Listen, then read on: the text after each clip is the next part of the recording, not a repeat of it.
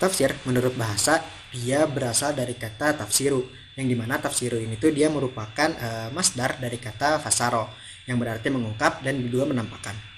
Selain itu, tafsir juga bermakna menerangkan serta menjelaskan gitu. Kata tafsir juga bisa bermakna menjelaskan sesuatu yang memang dia masih abu-abu gitu, atau samar atau tidak ada kejelasan gitu. Atau bahkan tafsir juga bisa dijadikan suatu cara untuk mengungkap suatu hal yang memang masih tertutup.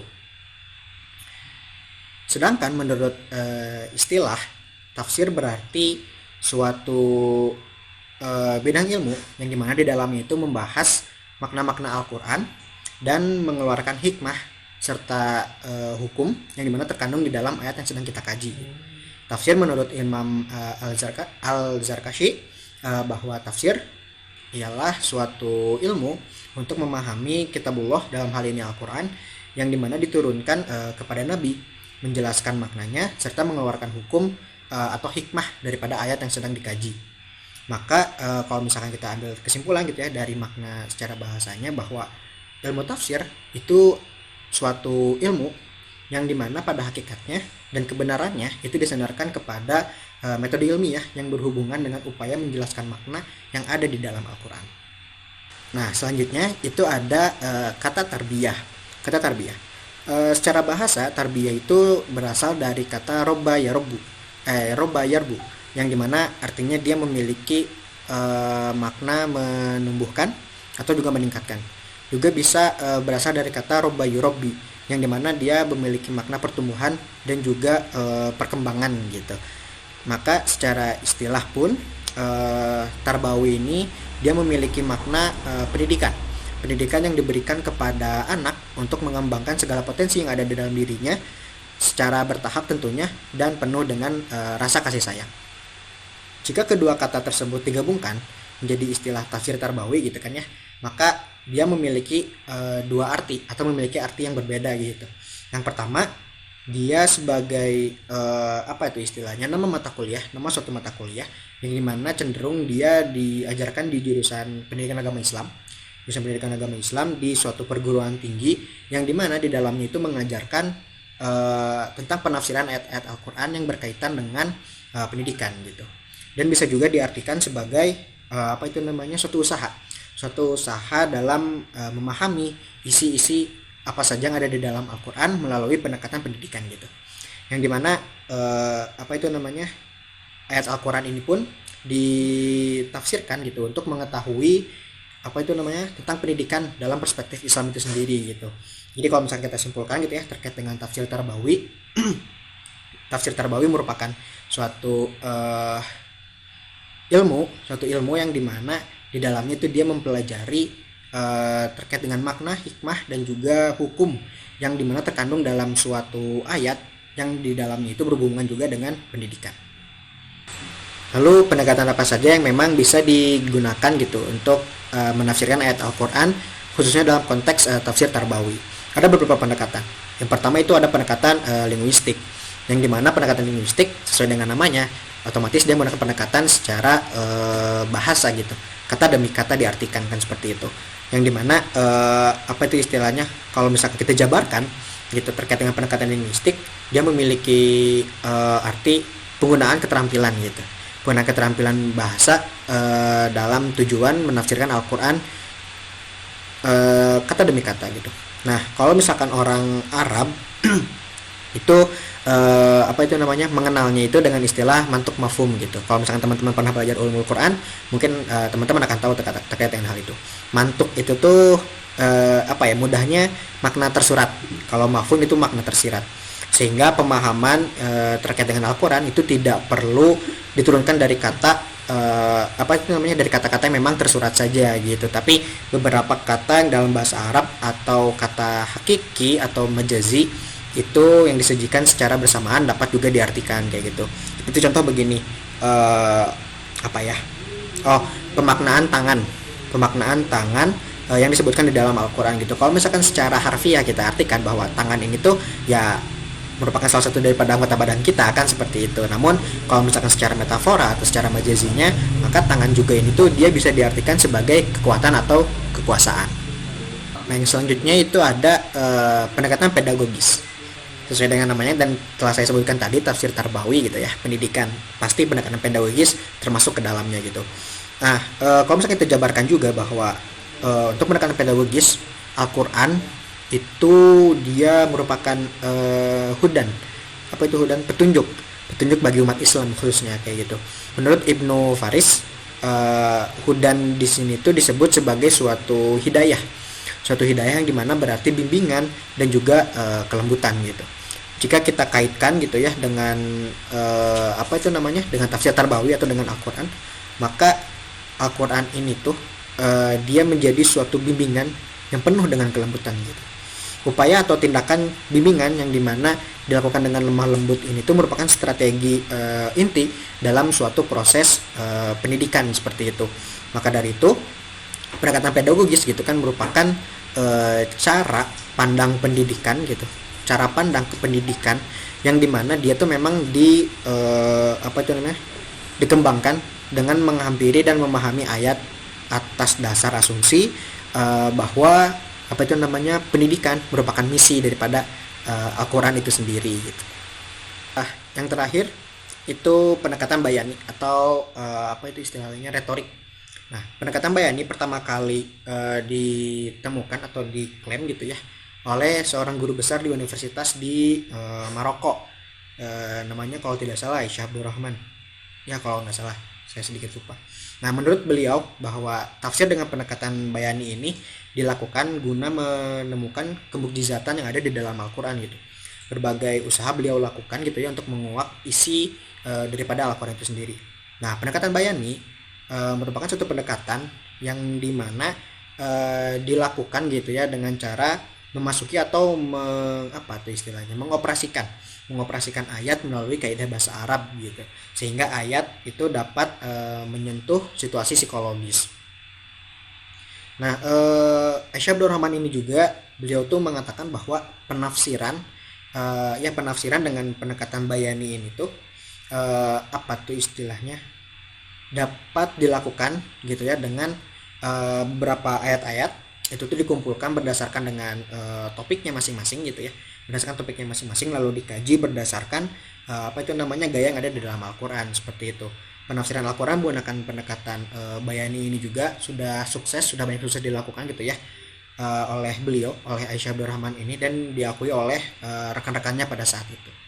Lalu metode tafsir yang seperti apa sih sebetulnya yang bisa digunakan dalam menafsirkan Al-Quran, khususnya dalam konteks apa itu namanya, tafsir tarbawi gitu. Sebetulnya dalam metode tafsir khususnya dalam tafsir tarbawi gitu ya, yang memang banyak digunakan gitu, metode yang digunakan oleh para mufasir gitu ya dalam menafsirkan Al-Quran dengan tafsir tarbawi ini, biasanya metode yang dipakai itu adalah metode mawdu'i atau metode tematik kayak gitu. Walaupun memang ada beberapa yang mengatakan juga bahwa menggunakan metode tahlili itu pun bisa digunakan gitu. Nah, namun di antara yang menggunakan metode mawdu'i juga ada yang benar-benar mengikuti apa itu namanya, metode mawdu'i secara ketat gitu. Jadi dia tegas terkait dengan metode apa yang dia gunakan gitu. Tapi ada juga yang menerapkannya juga secara longgar kan seperti itu. Tapi di samping itu metode mawdu'i atau metode tematik ini yang dimana digunakan oleh para penulis tafsir, khususnya tafsir tarbawi, itu juga berbeda-beda sebetulnya. Ada yang apa itu namanya, secara ketat gitu ya mengikuti si metode mawdu'i ini gitu ya, mengikuti tawaran metodologis yang ada gitu. Tetapi tidak sedikit juga gitu bahwa beberapa penulis tafsir itu tuh ada yang menerapkan si metode mawdu'i ini tuh secara longgar kan seperti itu. Seperti yang dilakukan oleh Berwajah Ahmad gitu dan juga Ahmad Munir.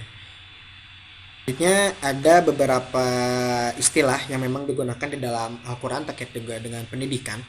Ada 3, mungkin teman-teman juga sering mendengarnya ya. Ada ta'lim, ta'dib, dan juga tarbiyah gitu. Ayo kita kupas satu-satu gitu kan ya. Untuk yang pertama itu ta'lim. Nah, ta'lim ini suatu istilah pendidikan yang dimana digunakan di dalam Islam dan tercantum pada beberapa ayat Al-Quran juga gitu kan. Seperti contoh di Quran surat Al-Alaq ayat 4 dan juga ayat 5. Kalau misalnya kita tinjau dari segi bahasa, bahwa ta'lim ini merupakan suatu isim isim atau suatu ya kosakata gitu yang berasal dari apa itu namanya, kalau misalkan teman-teman pernah belajar bahasa Arab lah ya, itu ada dari fi'il sulasi mazin gitu, yang dimana katanya itu alamu yu'alimu ta'liman kayak gitu, itu polanya, yang berarti ta'lim ini tuh dia diartikan sebagai suatu pengajaran yang dimana dia berada di dalam Al-Quran. Dan kata ta'lim ini tuh di dalam Al-Quran itu sendiri dia disebutkan sekitar 46 kali kalau saya tidak keliru ya, 46 kali dalam bentuk yang berbeda-beda gitu. Ada yang bentuknya masdar, ada yang fi'il madi, ada yang fi'il mudhari. Sedangkan definisi apa itu namanya, definisi ta'lim itu sendiri dia dilihat dari apa itu namanya, segi istilah gitu, dan dapat dilihat dari beberapa penjelasan yang memang disampaikan oleh para ahli. Salah satunya menurut Abdul Fattah Jalal, beliau berpendapat bahwa yang dimaksudkan dengan ta'lim itu merupakan suatu apa itu namanya, suatu cara yang dimana dia memiliki tujuan untuk memberikan suatu pemahaman, pengertian, serta tanggung jawab gitu. Kalau misalkan dalam pendidikan pada umumnya itu disebut transfer of knowledge gitu, yang dimana di dalam itu meliputi segala macam unsur apa itu namanya, pengetahuan yang memang diperlukan oleh manusia sejak dia lahir ke dunia gitu. Dengan yang kita tahu, manusia itu memiliki potensinya yang beragam gitu, yang diberikan oleh Allah sebagai alat gitu, sebagai alat dalam mendapatkan pengetahuan. Begitupun dengan yang disampaikan oleh Rashid Ridho, bahwa beliau itu berpendapat ta'lim itu merupakan suatu cara yang mana dilakukan dalam penyampaian segala bentuk ilmu secara berkala gitu, tanpa apa itu namanya, tanpa adanya ketentuan tertentu yang akhirnya menjadi pembatas dalam penerimaan ilmu. Kalau misalkan di Indonesia sendiri itu biasanya bentuk dari penyampaian secara berskalanya itu jenjang sekolah, ada SD, SMP hingga SMA, kurang lebih seperti itu. Untuk istilah yang kedua itu istilah tarbiyah, yang dimana mungkin tarbiyah ini cukup umum ya untuk didengarkan oleh teman-teman gitu, yang dimana secara lugawi, secara bahasa, kata tarbiyah ini tuh berasal dari apa itu namanya, robawa robayarbu, yang dimana berarti dia memiliki makna bertambah atau berkembang. Sedangkan jika kita mengikuti wazannya gitu ya, si polanya ini, maka dia memiliki arti itu mengembangkan atau memelihara. Dan kalau misalkan kita mengartikan dari asal katanya, artinya itu dia memperbaiki dan juga memelihara gitu.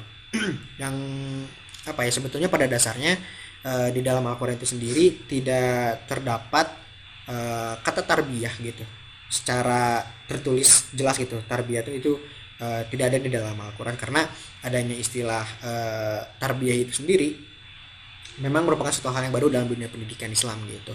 Seperti yang disampaikan oleh Muhammad Munir, lahirnya istilah tarbiyah itu sekitar di abad ke-20.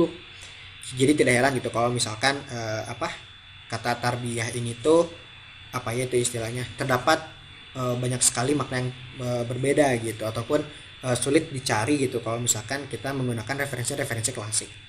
Nah, sedangkan menurut Naqib Al-Atas, kata tarbiyah ini tuh dia merupakan kata serapan atau terjemahan dari bahasa Inggris, yakni education, yang artinya tuh ya sama seperti tadi, proses pengembangan berbagai macam potensi yang dimana di dalamnya melingkupi kepribadian yang dimiliki oleh manusia dalam rangka menghasilkan sesuatu yang memang sifatnya itu fisik atau material. Yang terakhir itu ada ta'dib ya. Nah, yang dimana ta'dib secara lugawi, secara bahasa, ta'dib ini tuh dia memiliki arti disiplin, taat, patuh, mengikuti hukum yang berlaku, dia sifatnya taat dan lain sebagainya. Nah, ta'dib juga bisa bisa berarti sopan santun, akhlak, etika, moral, terus tingkah laku, sikap, karakter dan lain sebagainya. Nah, kalau misalkan berdasarkan yang tadi, makna tadib itu kan menurut sebagian ahli tafsir itu diartikan sebagai apa ya? Memiliki makna yang setara dengan ta'lim gitu. Jadi sama-sama pendidikan, cuman yang berbedanya itu adalah kalau ta'lim tadi kan dia transfer of knowledge ya. Di dalamnya itu segala macam pengetahuan yang memang dibutuhkan oleh manusia sejak dia lahir di dunia gitu. Nah, kalau tadib ini apa itu istilahnya, berfokus terhadap etika, moral, sikap dan lain sebagainya terhadap diri manusia dalam menjalani kehidupannya. Nah, menurut Al-Attas, ta'dib ini tuh dia merupakan suatu istilah yang memang menurut beliau itu paling tepat katanya. Paling tepat untuk digunakan dalam dunia pendidikan, khususnya pendidikan Islam. Kenapa? Karena makna ta'dib ini tuh dia mencakup segala macam unsur pendidikan. Jadi tidak hanya sekedar transfer of knowledge atau pemberian ilmu pengetahuan gitu, tetapi di dalamnya juga tercantum hal-hal yang berkaitan dengan pengajaran, itu kan terus bimbingan baik terhadap pemahaman terhadap ilmu ataupun dalam mengaplikasikannya seperti itu. Nah, tadib juga dapat diartikan sebagai pendidikan gitu. Kenapa? Karena lafaz yang dipakai gitu ya dalam istilah ta'dib ini tuh